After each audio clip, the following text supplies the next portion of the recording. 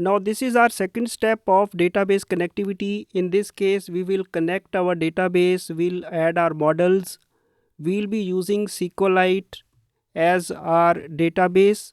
So let's get started. Now before you cover this tutorial, there are certain prerequisites that you should be aware of. First of all, you will have to review these chapters of my ASP.NET Core course. They will help you better understand this tutorial.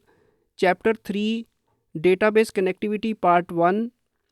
Then this lecture and this lecture, both of them you have to review. You will find it easier to understand. Otherwise, you can also go through this Entity Framework Core for console applications. This chapter has two tutorials, and this is in the C#.NET Core course. You can go through this.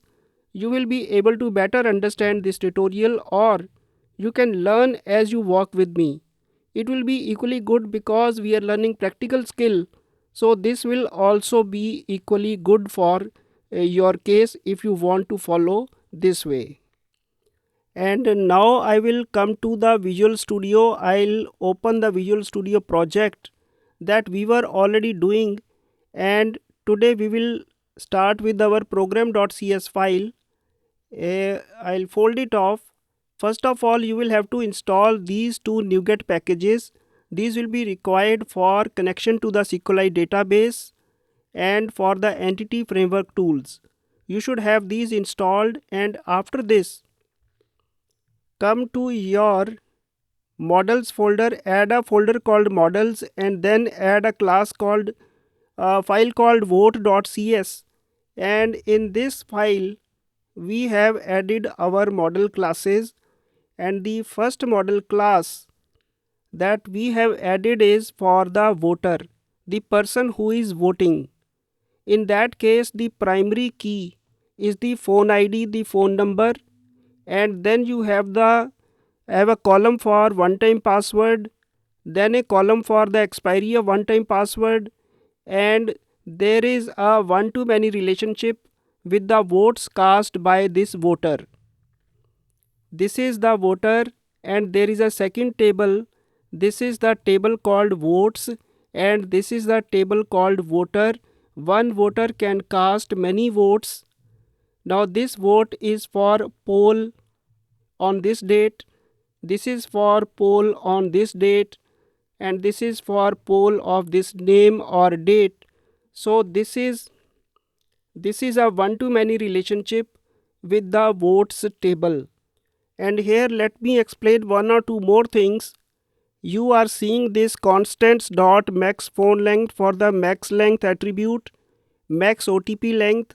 I have actually defined these constants in my program.cs file. Just towards the end, I have created a constants class, and there I have put these constants. So this is just for convenience because I might be using these at many places in the project. So I have put them at one place. This is a good programming practice. And next, let us come back to the vote.cs file. So as I was explaining, this is the phone ID, this is the one-time password, this is the expiry, and this is the one-to-many relationship. And let us now have a look at the vote table. In the vote table, this is the vote table. Here we have a unique auto-generated ID, and this is the foreign key coming from the voter. This is the foreign key that comes from the voter table, and then we have a poll name. This is the name of poll for maybe on a particular date or maybe of a particular name. In this project, we are having just one poll. So just for the case of simplicity, I have given this a constant so that I can use it throughout my project. So let us now come back to our vote table. We are at this point. Let's see what are the various parts. This is the name of the poll I was describing, and this is the choice. This is the choice made by the user. So this table of vote It contains a poll name, it contains a running ID, and it contains the phone number of the person who cast the vote, and this is the choice A, B, whatever. So this is what is the basic structure. And in this case, I'll also show that we have indexed the phone foreign key and the poll name. This is for the statistics, for the search query, or maybe for the grouping, or maybe for the where clause. We will need this index somewhere. So that is why we have specified the index at this place. So with this in place, next I have described the project context, the DB set for voters, the DB set for votes, and in on configuring, this is the connection string.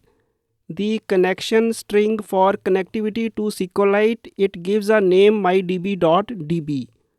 So this is the project context and DB context, and you can again have a quick look on this file. There are three classes. One is for vote, one is for voter. This is what I have added so far.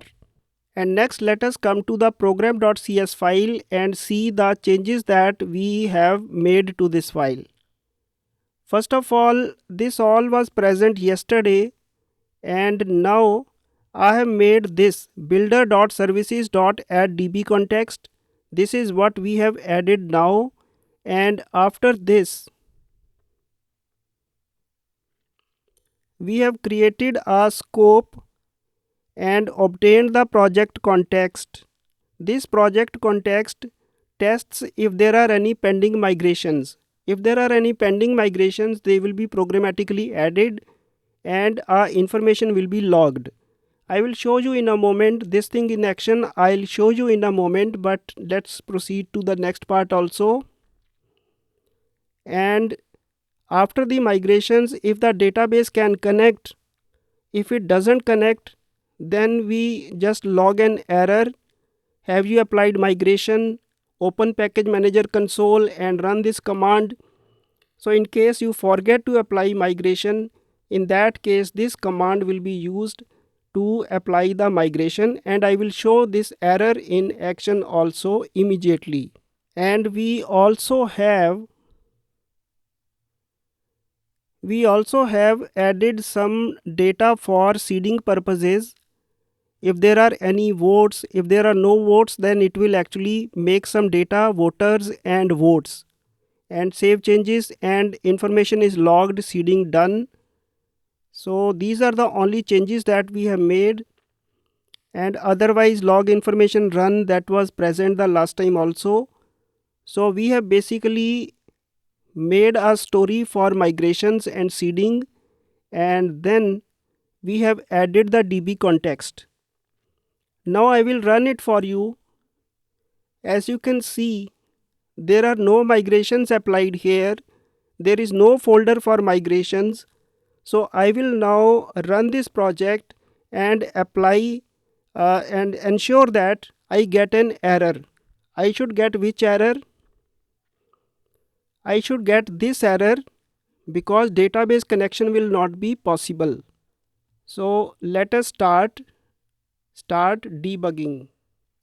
As you can see, there is a fail error. Have you applied migration? Open package manager console and run this command, add migration initial create. I will copy this and close this, and I will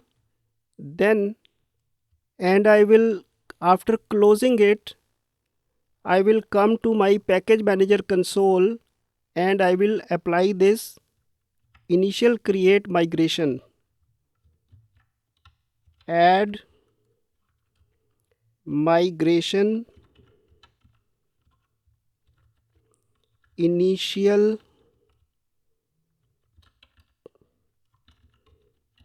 create and hit enter, and build started, and it should get applied. Build succeeded. So once this succeeds, I should be able to see this migrations folder. This migrations folder means that I have added a migration. Now if I run the project again, this migration will get applied, and let us now see what happens. As you can see, all migrations applied, seeding done, and the rest everything is as usual. So this means that my migrations have succeeded, and now I can verify that my database has appeared. My db.db, my database file has appeared, and this means that my migrations were everything okay. And I'll now say that you will be able to get the you will be able to get the source code from the downloads attached. You can obtain it and get it working yourself. Thank you.